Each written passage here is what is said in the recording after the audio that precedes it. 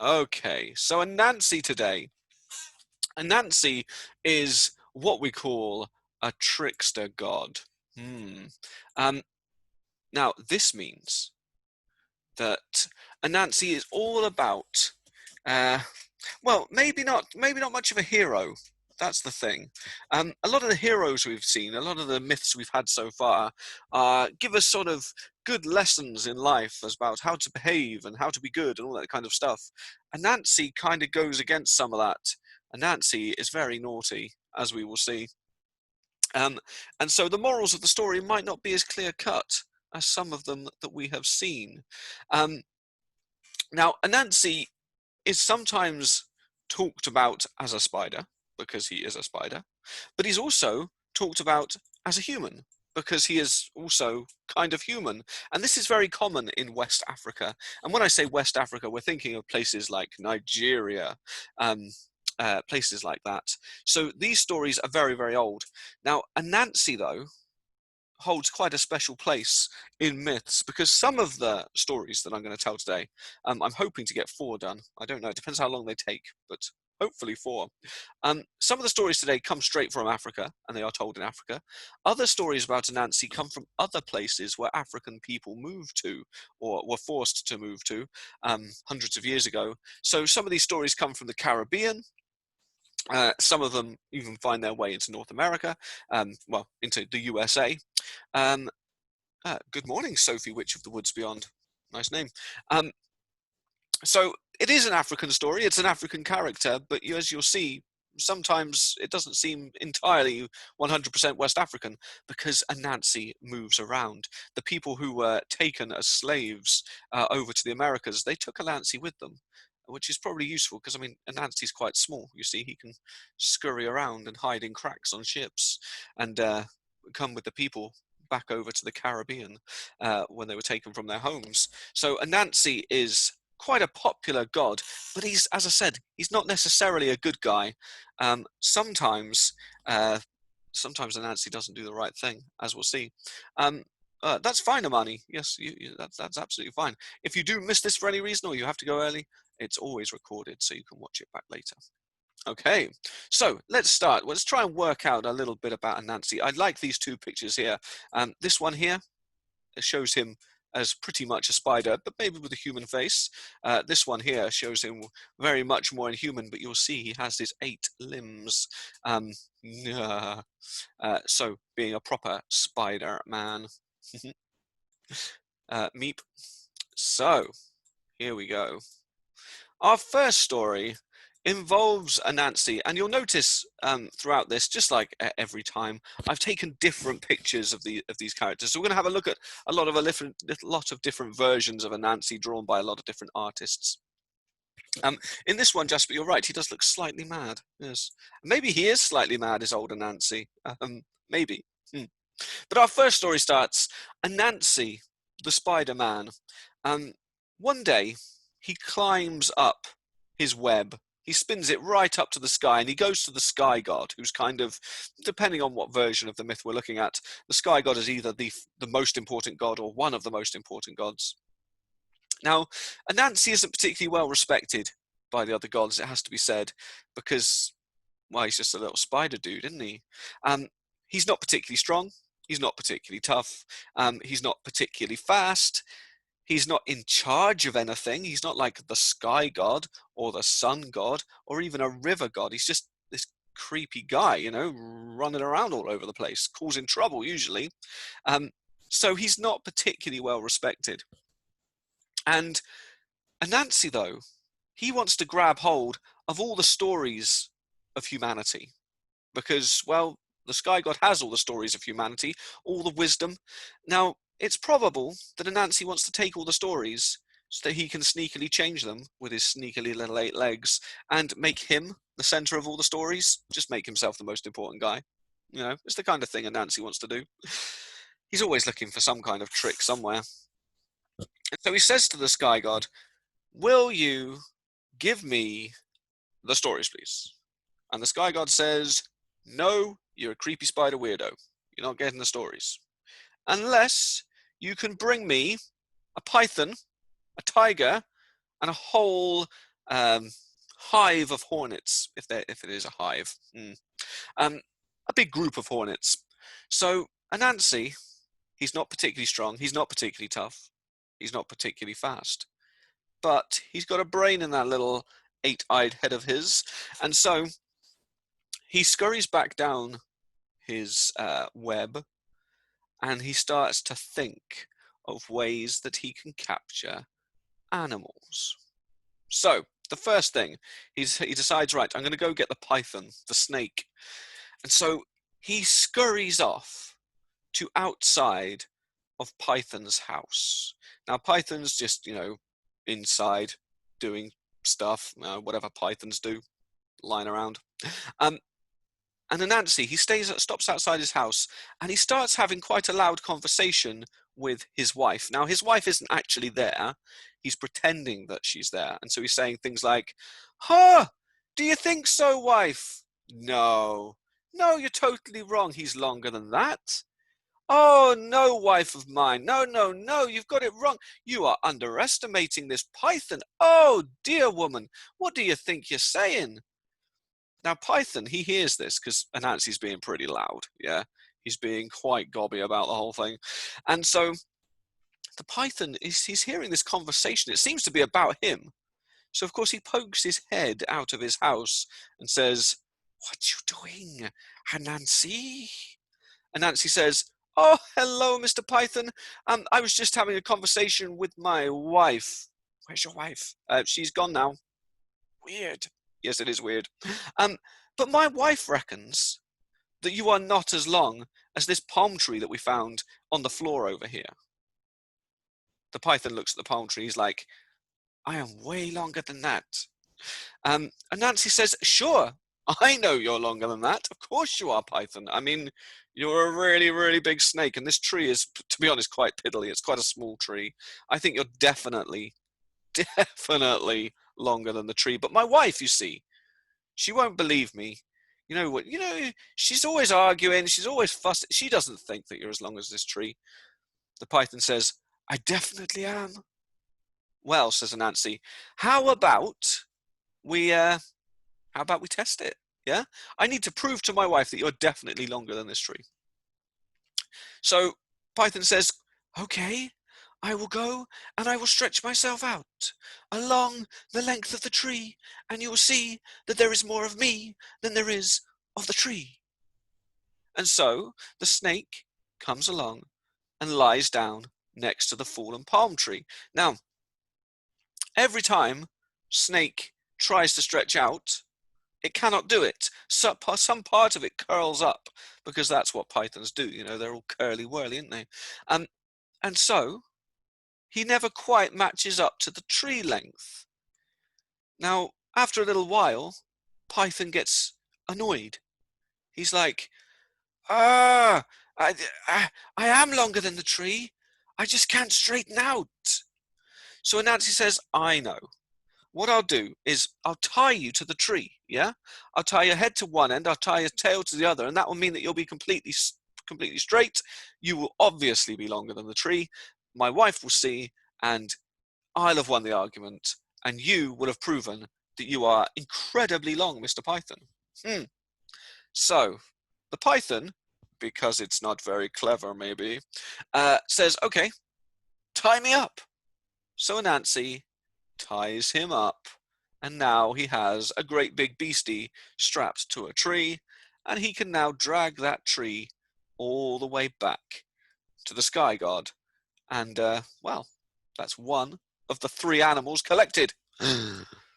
Now, as he's traveling along, here he is, look, with his python tied up to a tree. Now he is that strong. Yeah, that's a good point, Aberforth. I said that he's not particularly strong, and compared to other gods, he's not strong at all. But for a spider, he's not bad. I mean, here we've got him. Look, he's just a little spider managing to carry this great big thing along. But then, of course, you can look at it another way. Maybe he's a human who's carrying a stick with a python on it, which wouldn't be that hard. It's tricky. Whether a Nazi is human or spider kind of changes with the moment. Whatever fits in best with the story, I guess. So as he's going along, he passes a tiger, A big old lazy tiger asleep in a tree, and he thinks, "Ha ha! I'm coming back to get you, tiger. Oh yeah, I'm gonna catch you somehow." Hmm. Oh, how is the spider's name spelled? Here we are. So it's An C. Anansi. There you go. Okay, says Sophie. Um, Aberforth asked, who was his wife? I don't know if his wife ever gets a name. He has a son as well, at least one. I mean, in different stories, he has more children, but there's usually he's using his wife as an excuse for something, you know. Or in some stories, as we'll see, he's trying to help his wife out. But we never really meet his wife um, like face to face. The wife is always like used in part of the story for something, and Nancy is genuinely trying to look after his family most of the time, but he doesn't even treat them well. And in some stories, he has quite a lot of wives. So you know, traditional West African culture would obviously often have one man with multiple wives. So that's normal in his stories too. But in this one, just one wife, as far as we can tell. um, Aberforth Dumbledore says, how can you give a story to someone? These are gods. This is a myth. Of course you can give the stories to someone. It's okay. So, Anansi takes Python up to the Sky God, one out of the three collected, and then he comes back down to catch himself a tiger. Now, this is going to be harder. I mean, pythons are difficult. Tigers are huge. Um, uh, Now, Anansi then, he sees that this tiger is quite lazy. It's always like lying around in the sun. And so, whilst he's sleeping, Anansi, right on the ground in front of the tiger, he digs a great big pit. Really deep, you know, too deep for a tiger to be able to jump out of. And he digs it deep, and then he covers it with grass and sticks so you can't see that there's a hole there. Then Anansi crawls up into Tiger's ear and goes, boo! And of course, Tiger wakes up really quickly and he sort of falls out of the tree, half falls, half rolls, straight onto the pit, and he falls right in, stuck in the pit. Poor Tiger. Now, the tiger is pacing around at the bottom of the pit, trying to get out and growling and roaring. And who should appear at the top but Anansi? Oh, you poor tiger. I can't believe you've been stuck in a hole. This is terrible. Who did this to you? Oh, you poor thing. Oh, it's a good job me and Nancy is here because I can help you out of the pit, Tiger. Yes, I can. Um, in fact, I'm probably the best creature to help you out the pit because I can just spin a web and you can just climb up.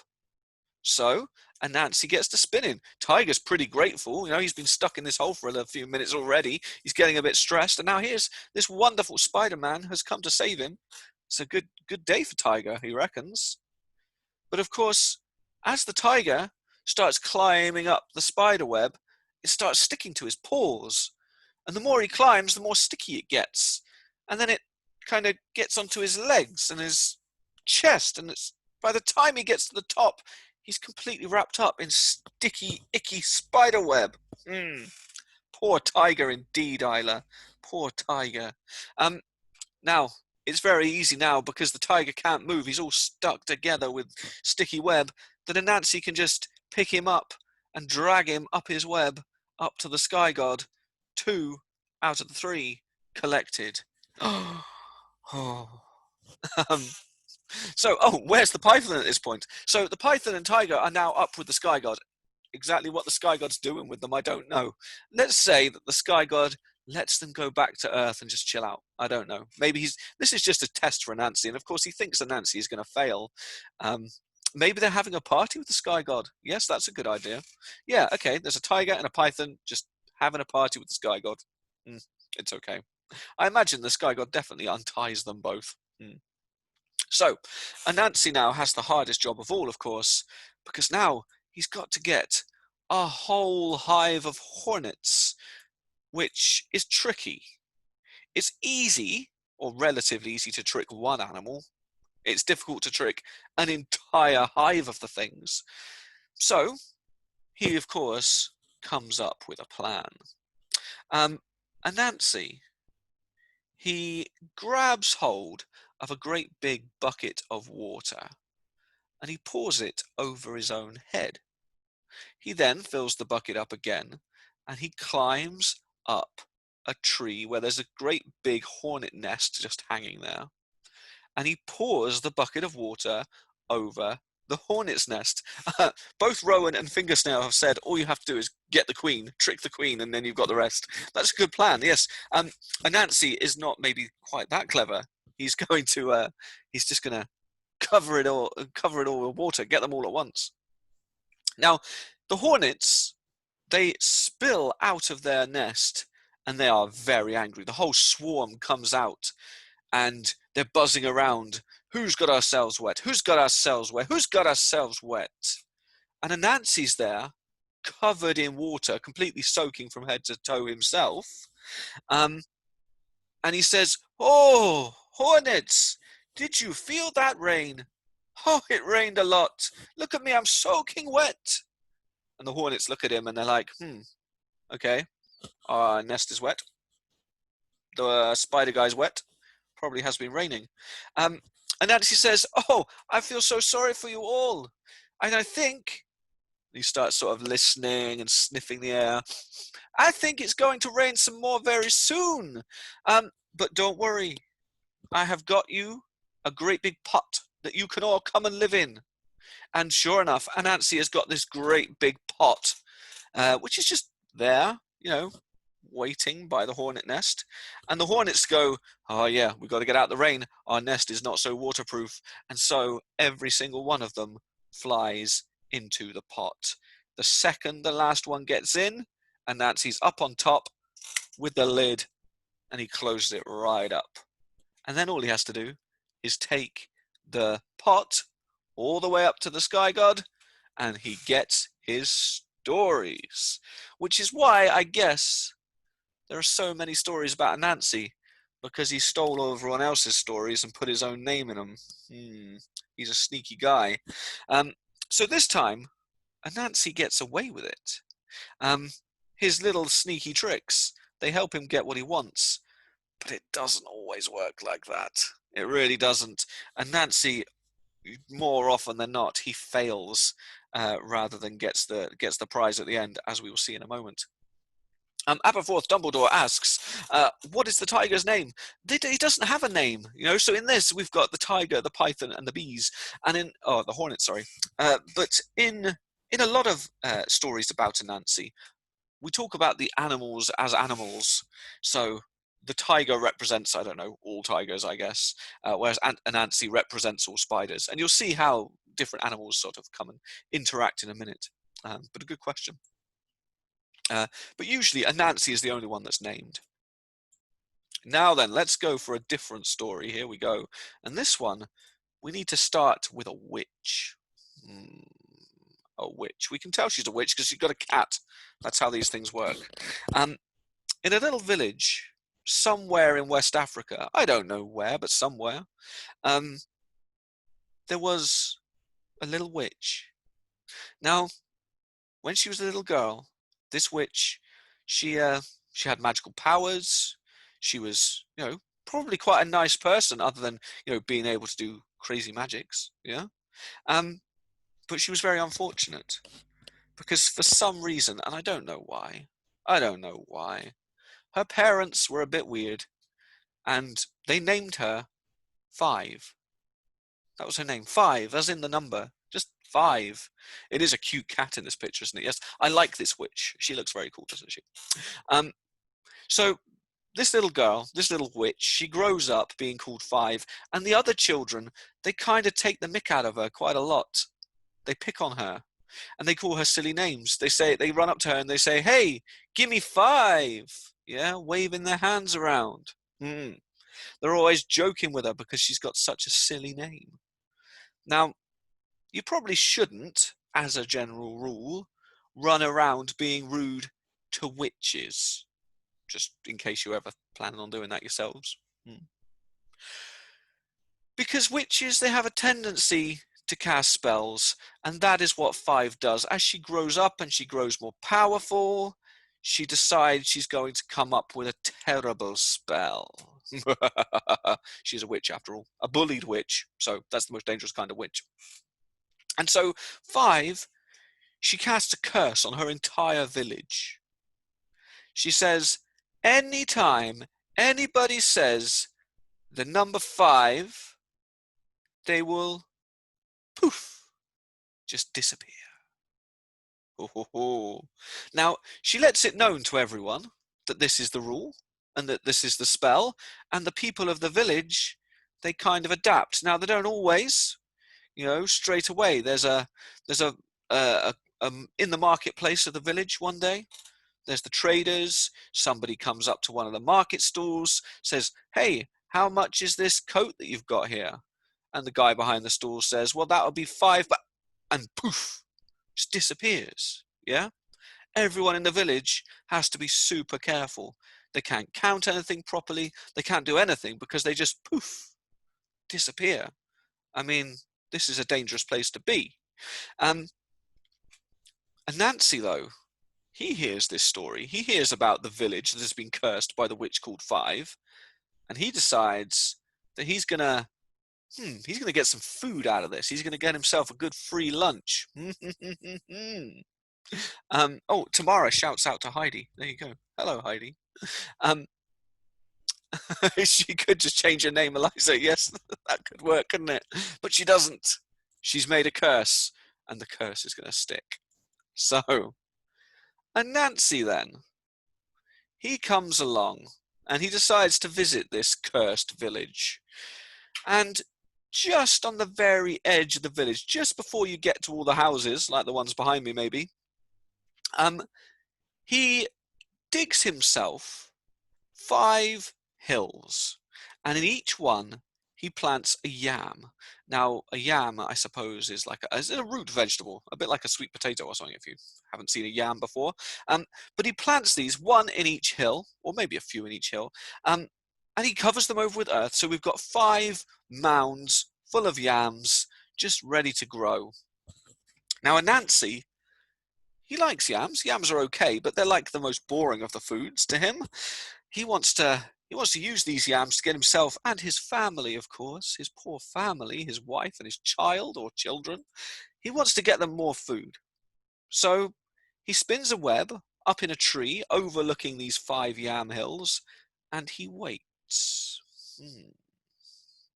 Now, it's not long until Mr. Bull comes down the road. Here we are. Here's Mr. Bull. Now, Mr. Bull is on his way into the village to go to the market. He has got a great big load of vegetables and bread that he's carrying along to go and trade there. He's got quite a lot of stuff. And because he's entering the village, he doesn't know about the curse. That's the important thing. Now, Anansi, he comes down out of his web, and he starts going, oh no, oh poor me, oh no. Bull, he hears this whining and wailing, and he stops and he looks at Brother Bull, and he says, Brother Bull looks at him, and Brother Bull says, what's wrong? What's the problem? I mean, the Bull thinks he's a bit of a hero anyway, so he's always going to help and stop someone, isn't he? Someone like that. And Nancy says, oh, I'm just a poor little spider. I have never gone to school. I have never learned to read or to write or to even count properly. And here I am with my tasty yam hills. But I can't even count or understand in how many there is.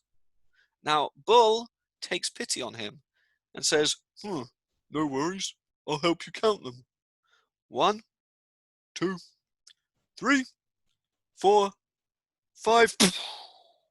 He's gone. Disappears. All that's left is his great big basket of fruit and vegetables and breads. And Nancy, he grabs the lot. He takes them up into the tree. I think he eats quite a lot of them. And then he just waits some more. Now, along comes Mr. Dog. The same thing happens, and Nancy puts on his little sob story. Oh, I never went to school. I never learned to count. Oh, poor me. And the dog helps him. 1, 2, 3, 4, 5. He disappears, leaving a great big juicy load of food on the ground. Along comes Mr. Scorpion. He's carrying a load of nice specialist meats and cheeses. Why not?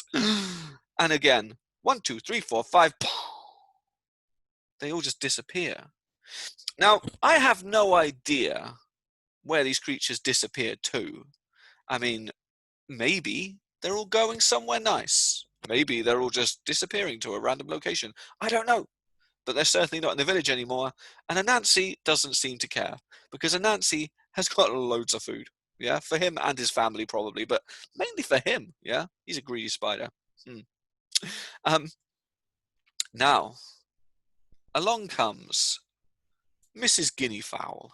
Here she is. A guinea fowl is an animal native to West Africa. Um, and Mrs. Guinea Fowl, she's particularly kind and helpful, but she's also quite sharp. She's quite clever, and she's been to this village before. She knows exactly all about the curse.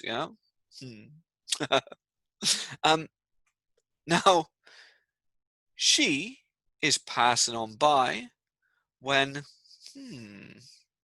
out comes Anansi with his little spidery legs and his sob story. Oh, I'm so stupid. I never went to school. I cannot count. Oh, help me, please. I have no idea how many yam hills I have. Of course you do. Of course you do, thinks Mrs. Guinea Fowl. She's not going to be tricked by this nonsense. But, Shadowcat suspects that maybe they get teleported to a tropical holiday in Italy. Why not? Okay, they're going to Italy. All these animals just appearing in Italy, all confused. But they probably have a nice time. Pizza, sightseeing, relaxing on beaches. It's fine. Okay. I like that idea. So Mrs. Guinea Fowl, though, she doesn't want to go. Yeah, she's happy where she is. So she doesn't fall for the trick. She stands on one of the yam hills and she says, "Of course I will help you, Anansi, you poor ignorant spider. I will help you count these yam hills." And so she goes, 1, 2, 3, 4, and this one here, the one that she's standing on. Anansi says, "Hang on, that is not how you count. That is wrong. You don't say this one here. That's not a number. Do it again." So she says, "Okay, 1, 2, 3, 4, and the one that I'm standing on." And Nancy is getting pretty angry because Madame Guinea Fowl, she's carrying a great big cake that Nancy would very much like to eat. So he starts getting proper, he's angry, as angry as a spider can get. And he says, "No, that is not how you count. You go 1, 2, 3, 4, 5. And Nancy disappears. Oh, off to Italy he goes with the others. Ah, dear. So Anansi ends up having the same punishment or the same ending as all the other animals. And of course, in this one, it's Madame Guinea Fowl who wins because she looks up in his tree and sees a whole load of food up there that's been stolen from other animals. She takes it all to market, she sells it all, she goes home to her family who can eat well for the rest of the year. So, at least someone wins. But that's the problem with trickster gods, you see. They think they're so tricksy. And sometimes they are. Sometimes they get away with it. But sometimes, and to be honest, most of the time with Anansi, he actually he actually gets outsmarted by someone else. Because there's always someone who's trickier than the trickster, yeah? As you may have found in your own families or your own lives. Oh, Aberforth Dumbledore says that they go somewhere horrible because it's a curse. I don't know about that, you see, because the witch called Five, I don't think she would probably want to, she could have made a curse that just says they all die when they say the word five and they just drop down dead, but she doesn't, does she? She makes them poof, disappear instead. So maybe she's sending them somewhere nice, but just away from her. Yes, Eliza, I think that is where this picture comes from. I think it's a Tinga Tinga picture. That's right. um, Where's Anansi gone, Rowan? I don't know. I mean, he disappeared. But it's all right, because this is a myth, so Anansi will always come back for another adventure. That's how this stuff works. And in fact, let's go to number 3. Here we are. Now, here's Anansi again. And this little myth, this one starts. What if someone wanted 5, Eleanor? They would have to be very careful. They would have to say, "I would like 1 less than 6, please," or "I'd like 4 and another one." Something like that. So, Anansi is chilling at home one day, and he's preparing himself a nice big meal because Anansi's pretty greedy, as we can tell. Yeah, he likes his food. There he is at home, sitting down. He's just about to tuck into this great big feast that he's cooked for himself. In this story, there is no family, or at least not around. He's just greedily going to eat a massive feast all on his own. Um, and there's a knock at the door. "Who's there?" says Anansi. And at the door is slow, old tortoise. "Hello, Anansi. How are you? Do you mind if I come in?" Cool. Eliza has made models of Anansi and the tortoise. That's cool. I like that. So, Anansi's a bit frustrated because Anansi, he likes to be polite and he likes tortoise. I mean, turtle is his friends. "Come on in," he says to tortoise. "Come on in, have some food." But to be honest, Anansi was really looking forward to just pigging out all on his own. He doesn't want tortoise there. Ah. So Tortoise slowly comes to the table and he sits down and he pulls up a great big bowl of yams. Here we are, yams again. Here he is. And he's just about to get tucked in and, really get eating them yams when Anansi says, "Oh, ho! Hang on a minute, Tortoise. You can't be eating that now. Look at your hands. They're filthy. You need to go wash them. It's very rude to eat with dirty hands." And so Tortoise looks at his hands. "No, I'm pretty dirty, actually." And so he goes very slowly off to the bathroom to wash his hands. Oh, what's that thing on Anansi's head in this picture? It's a very cool, funky West African hat he's wearing today. Yes. Um, So the tortoise goes to wash his hands very, very slowly. And Anansi, when he's gone, he just starts stuffing his face. He's like picking up bits from this and this and over here. He's eating yams. He's eating the rice. He's eating the meat. He's eating the fruit. He's just shoving it all in his great big fat spidery face. And he almost eats the lot. There's food. There's bits left, but not much. When Tortoise finally comes back very slowly. "Oh, I've washed my hands, Anansi," says Tortoise. Anansi says, "Ah, great." Tortoise says, "Oh, you've nearly eaten all the food. Bit unfair." Anansi says, "Well, I'm sorry. I wasn't going to let it get cold. That's not my thing. I like to eat my food when it's hot." So Tortoise goes, "Okay."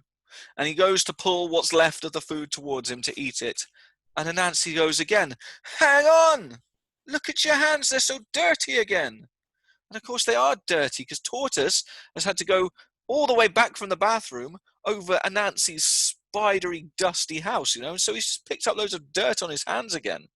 He can't really walk just on his legs. He's a tortoise. So he says, "Oh, sorry about that." And off he goes back to the bathroom very slowly to wash his hands again. Now, as soon as he leaves, Anansi gobbles up the rest of the food, and I mean everything. He's like licking the bowls, completely empty. There's not a scrap for Tortoise to eat. Tortoise, though, he doesn't want to get back to the table and to have missed all the food. He doesn't want to have dirty hands again. So, out of his shell, he pulls out some nice gloves and he puts them on his hands and he walks back to the table. This time his hands are nice and clean because he can take them gloves off and he's ready to eat. But there's no food left. Anansi has scoffed the lot. So poor Tortoise, he has to go home with nothing to eat. But it's okay because, as I said, sometimes Anansi himself gets tricked.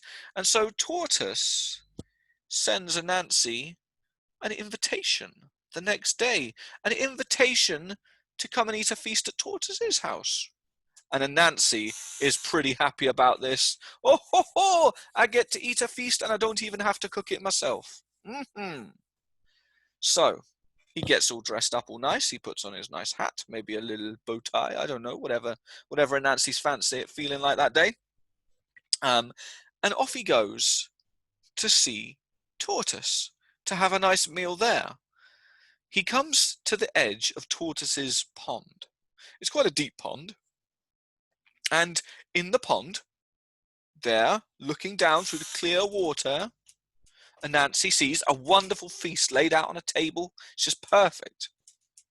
And Tortoise is down there in the water, waving up at him, "Come on down, Anansi! Come on down!" And of course, Anansi then, he's really hungry. He's seeing all the lovely food. Tortoise is welcoming him. And so he jumps into the water, but he's a spider. Spiders, if you are not sure, do not sink so well. And so he's got his 8 legs all spread out on the water, but he can't sink. He's just on top of the surface. He tries to sort of puff himself up, make himself heavier, but it doesn't work. He's just stuck on the top. And he's watching Tortoise. Tortoise is waving. "I'd better get started. Don't want it to get cold." And he's eating the food all slowly, right in Anansi's face. And Anansi, he can't get down. So, a guinea fowl, Isla, was the last animal. So, Anansi comes up with an idea, He's very clever, is Anansi, don't forget that. He thinks, okay, I am not heavy enough. So he goes and he gathers up loads of big heavy rocks and he fills them in his coat pocket. Yeah, just fills his coat full of heavy rocks.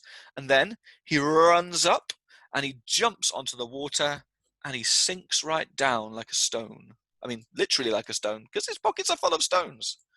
And he sits at the table and he's just ready. Oh, look, there he is, having eaten all his food. Oh. He's just ready to start eating. Here he is, wearing his coat. He's got a yam in front of him. He's got a nice drink. He's got some nibbles there. And he's just about to start eating the food when Tortoise says, "Nancy, I think it's very rude to eat food at somebody else's house with your coat still on." And Anansi thinks, "Oh, actually, he's right. You can't sit there with your coat on at someone else's house. That's incredibly rude." But then he says, "But Tortoise, if I take my coat off, I'm going to go whoosh." Tortoise says, "You can't eat any food if you're wearing your coat." So poor old Anansi, he has to take his coat off. And of course, the coat, as he puts it on the floor there, it stays down because it's full of rocks in the pockets. And poor Anansi just goes bubbling up to the surface again. And there's Tortoise eating his great big feast. And all Anansi can do is look down and feel hungry. Serves him right though, doesn't it? Tortoise has got his own back. So Anansi goes hungry that time. But we've got time for one more. Yes, in this picture, Tortoise does look like a bodybuilder. It looks like a big. I like Tortoise's feast in this picture. He's got everything. He's got fish and lobster and shrimp and all kinds of lovely seafood that he's gathered from down there. I like his cups. His cups made out of shell. They're quite nice, aren't they? But yeah, Anansi looks pretty mournful going back to the surface. Oh. So, let's go. Let's see. Here's Anansi again. And this story, well, to be honest, in this story, Anansi's not particularly nice. I mean, he hasn't been particularly friendly in the others, but in this one, in my opinion, he goes a bit too far because the story starts in quite a sad place. There's in Anansi's village, it's very, very hot. And it has been the dry season for a very long time. And the rains aren't coming. And the people are starting to run out of food. Everyone's hungry. Anansi's wife, she's getting thinner and thinner. His children, his son is getting thinner and thinner. And, well, everyone just needs the rains to come. So, one day, Anansi's son, He leaves the house and he goes trying to figure out a way to bring the rains, to save the people. Now, whilst he's doing this, I must say, Anansi is back at home, lazing around in the house, moaning about being hungry and rubbing his belly. Yeah. How old is Anansi? That's a good question. Anansi is very, very old. Maybe as old as Africa. I don't know. Incredibly old. Um, he comes and goes, you see. Uh, he's a god, so I suppose he's as old as the rest of them. um, Fingersnail says, what has happened to the statue? Nothing has happened to it. That's exactly how it should look. So, out goes young Spider Boy, Anansi's son, to try and find a way to bring the rain. He starts in the village, asking all the people he meets. He starts having to go further than the village, and eventually he finds his way to a little hut in pretty much the middle of nowhere. And there in the hut, there lives a dwarf, a very short person with a hunched back. Yeah, this weird, well, we can see this pot that's been made into the shape of this guy. So he's kind of got this hump on his back. Okay. Um, People are coming up with names for the boy. He does have a proper name, but I've forgotten it. He does have a name in most stories, but we'll just go with Anansi's son in this one. Yeah. So this dwarf, he lives in this hut all on his own, and he's a bit of a magical, mystical dwarf, to be honest. He's got a lot of magical, mystical powers, or at least his humpback does. And he says he sees, Anansi's son. Anansi's son is wandering around, looking thin and thirsty, and the dwarf says, "Hey, I think I might be able to help you, actually. What are you looking for?" And the son says, "Oh, I'm just looking for some rain. We need some rain. My village is going to die. All the people, all the animals, we're all going to die."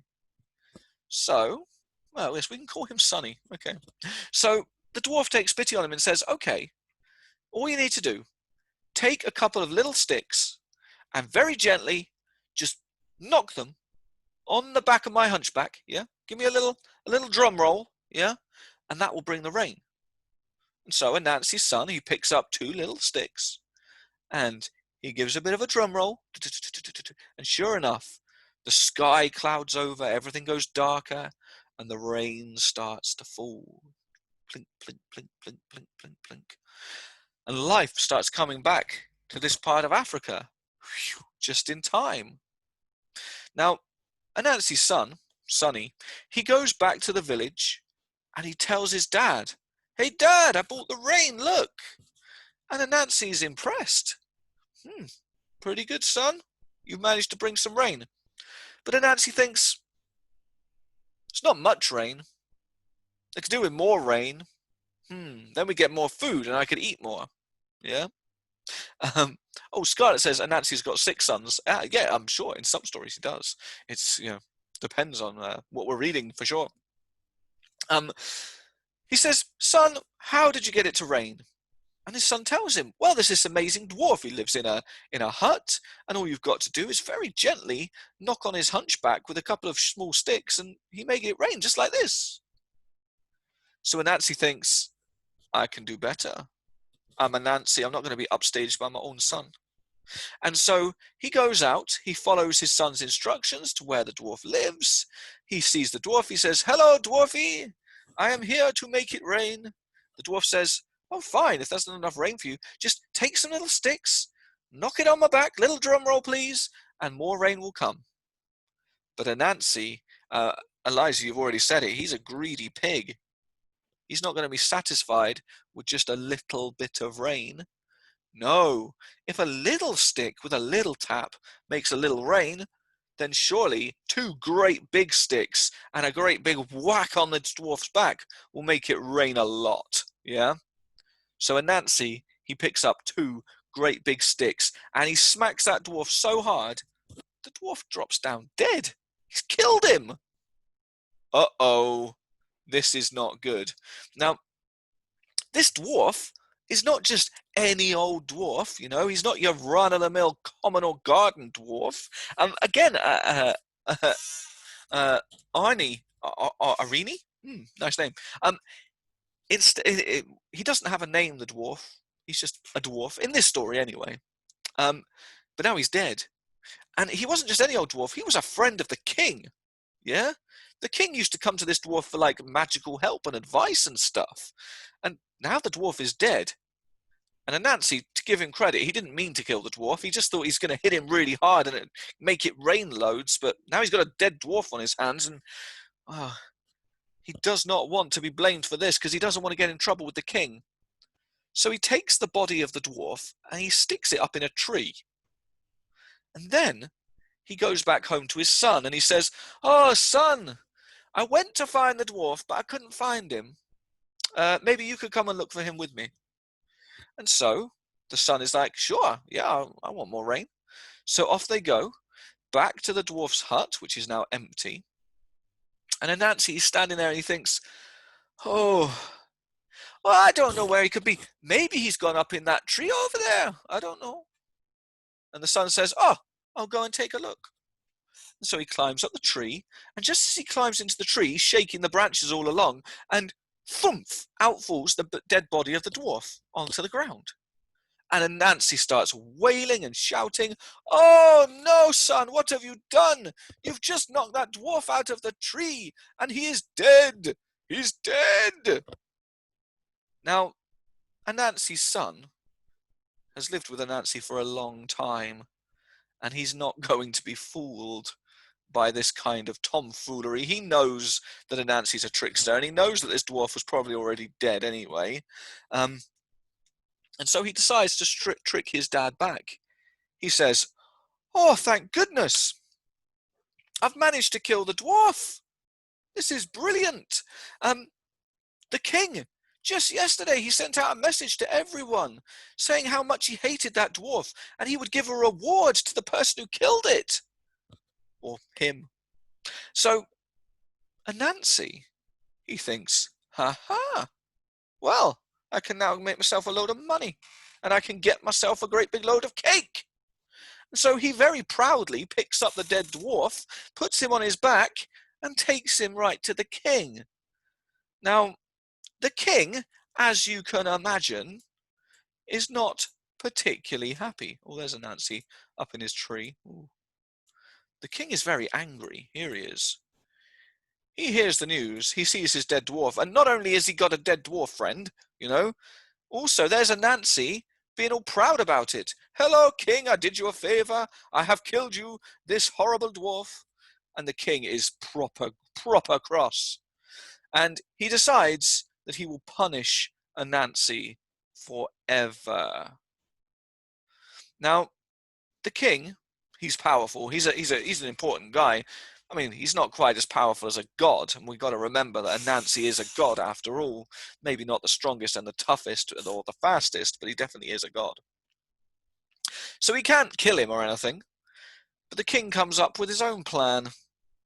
He decides to put the body of a dwarf in a coffin, quite a heavy, well-made coffin, And he says, "Your punishment, Anansi, will be to carry around this coffin on your head for the rest of all time, unless, of course, you can persuade someone else to carry it for you." And of course, the king knows that he cannot. So Anansi, he gets this great big coffin dumped on his head, really quite heavy, and now he has to stagger around with the coffin, forever. Unless he can get someone else to carry the coffin. So, he comes up with a plan, like he always does. Khadija asks, "Why is he a god if he's so annoying?" Sometimes gods are annoying. This is just how it goes. There are lots of annoying gods in myths.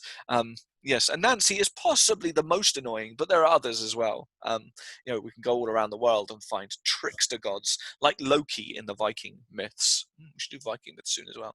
Loki is a right trickstery guy. He's always causing problems, yes.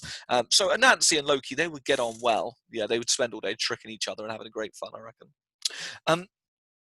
But Anansi, he comes up to a group of ants, and he says to them, "Oh, I am incredibly tired. of carrying around this great big coffin. I've been carrying it for a long time. I wonder, Ants, if you wouldn't mind carrying it for me just for a minute so I can, oh, loosen up my legs and my neck. Just hold it for me for a minute so I can go and, just have a bit of a rest. And then I'll come and take it back off you. Now, it turns out that ants are not so clever. And so the ants say, sure, we'll carry it for you. And, well, he gives them the coffin. He goes for his little rest, his little lie down. And of course, Anansi never comes back, which is why, according to the myth, nowadays ants can walk around carrying things that are many times their own weight, because they're so used to carrying around a coffin forever of this dwarf. There you go. Tamara suggests the ant should just take it to a god. Yeah, maybe to get a god to sort it out. Unfortunately, well, maybe the gods did help out a bit because, well, ants are now super strong, stronger than spiders, you know. So, yeah, there you go. Um, oh, we've got here Aranopia, I think, has got some names for the 6 sons of Anansi. So here we go: Road Builder, River Drinker, Fish Cutter, Spellcaster, and Cushion. That's pretty good. I like it. Heidi says, why don't they just put it down? I don't know. I think it's because it's probably been cursed by the king. Maybe someone has to carry it all the time.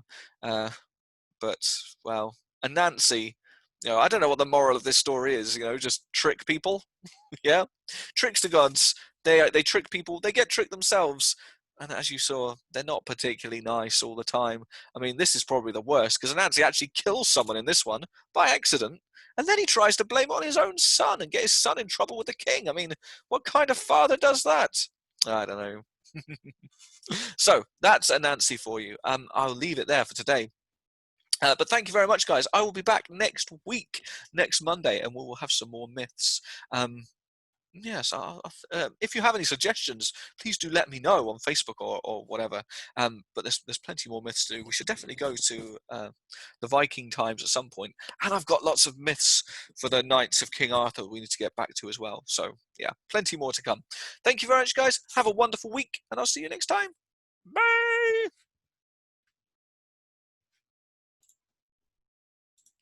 Bye!